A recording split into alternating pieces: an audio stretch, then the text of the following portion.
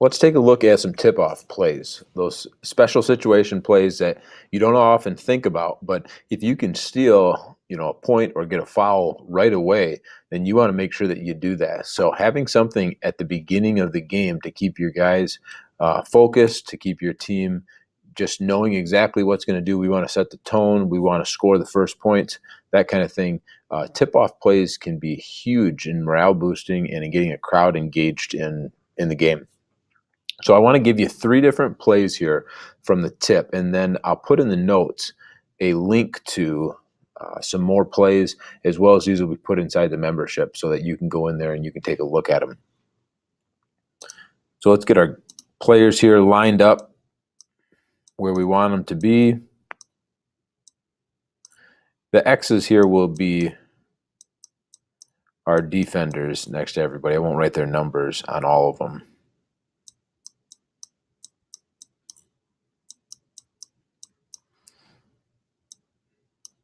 So this is the way we've got it set up. And what we want to do is make sure that our players know that they can leave when the ball is tossed. It is not when the ball is tipped. All right, so that is huge if you want to make these be successful here. Not the tip. So we want to make sure that our players are not waiting on the tip, because if you do that, it's going to be too late. So we've got our players lined up, and on the toss of the ball, what our 2 wants to do is make sure they step in front of their defender here. Okay, our 3 is going to step back and create space. So we've got 2 different actions happening here.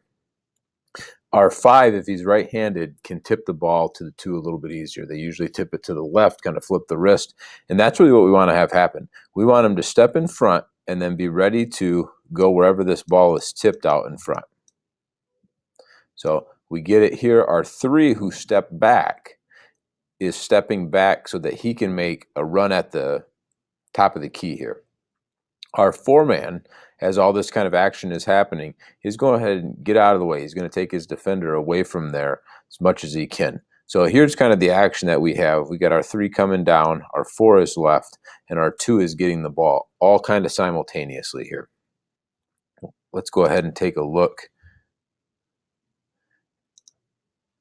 at where these players are going to end up and what the action is going to look like when we're all done here.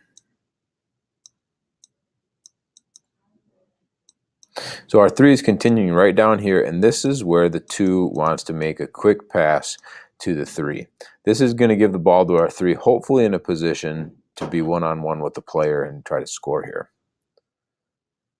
Our 4, who's kind of out of the play, depending on his skill set, could become part of it if the 3 decides to take the ball over this lane. If he does, we'd come in on the weak side, be ready for a rebound, be ready for a quick dump pass. If he's a good 3-point shooter, you may leave him out here, and that would allow for there to be a skip pass in here if we wanted to do that action. But the primary action is we want to get the ball to our 3 going to the bucket. All right, so get that ball to the 3 going towards the bucket. So that's one play that you could run at tip. Let's go ahead and look at play number 2.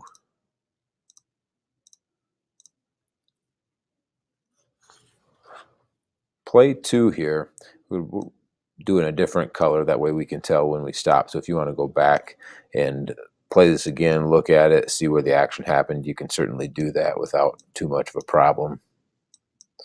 And again, our X's are just going to be the defenders that we're playing against. This one has a little different action. On the toss here, our 2 is going to go ahead and it's going to come backwards. We're going to try to get a back tip off of this. So we're going to create space by getting a back tip to our 2.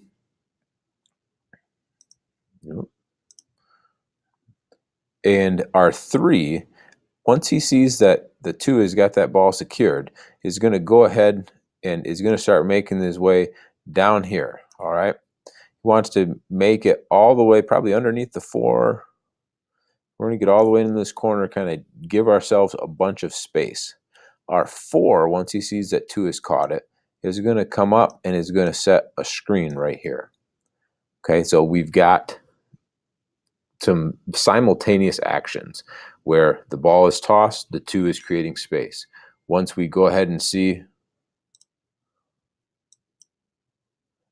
what's going to happen with the ball and the 2, our 4 and our 3 kind of are going at the same time here.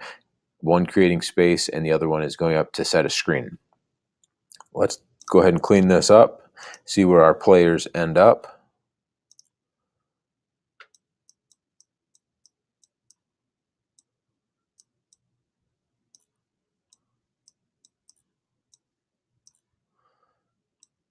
So our 4 is going to be probably a little bit closer up here. Our 5 is the next guy that we want to get out of there. Once he's done his job and he's tipped the ball to the right spot, he wants to go ahead and move out of there. So that's where our 5 is going to end up going. We'll go ahead and we'll just put him down there for now.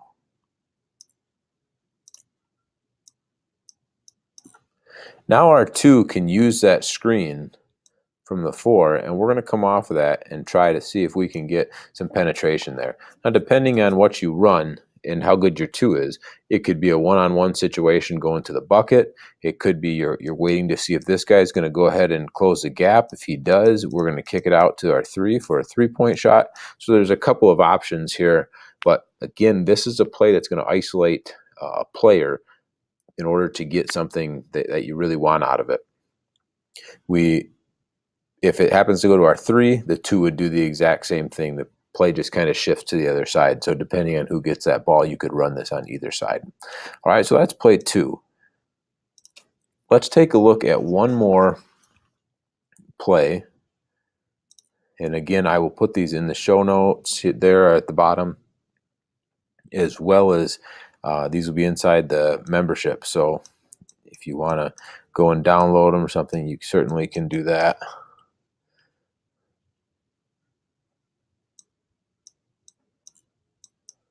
All right, let's put our 4 here, and then our defense and our other 1 back there.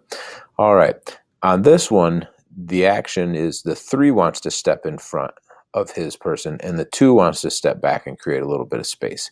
We're trying to go to the other side this time. We're trying to get a tip to the 3. So if they can seal and they can start going this way and we can get a tip on it, then we're off and running. Our 4 is going to go ahead and clear out of here, wants to get his defensive man out of there. And now our 2 who came back, we're hoping to draw this guy back with us just a little bit. If we can do that, that's going to give us more room as we start going downhill with this. So taking a look where our players are going to end up.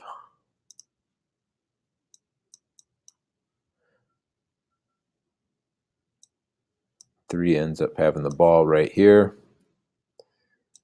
Our 5. Our 2 has started to make his move. The 2 is going to keep coming right down this direction. Now, where this deviates from one of the previous plays I showed you, because it looks kind of like it's a mirror right now, is what our 5 does. Is we're trying to get the ball from our 3 to our 2, but in this case, we're not necessarily trying to get the 2-man into a one-on-one situation. After our 5 tips it, he's going to take off and kind of give us a banana cut going towards the hoop. We're going to try to get it from the 2 right down into the 5, and then hopefully our 5, a dribble or no dribbles, will be at the hoop, and we'll be able to attack it right there. Again, looking for a foul or something up close. So this is a play where if, let's say, you've run one of the other plays and you think a team has scouted you and they know what you're going to be doing, this is just a little wrinkle in it. So it makes it so our 5-man is going to be active in this, where before our 5-man kind of stood there. So we didn't necessarily need that action to happen because we were doing something else. So as teams scout you, putting in a little wrinkle in there definitely helps. So here are 3 plays. They're pretty simple. The biggest key, the biggest thing you got to tell your players is you can move when the ball is tossed.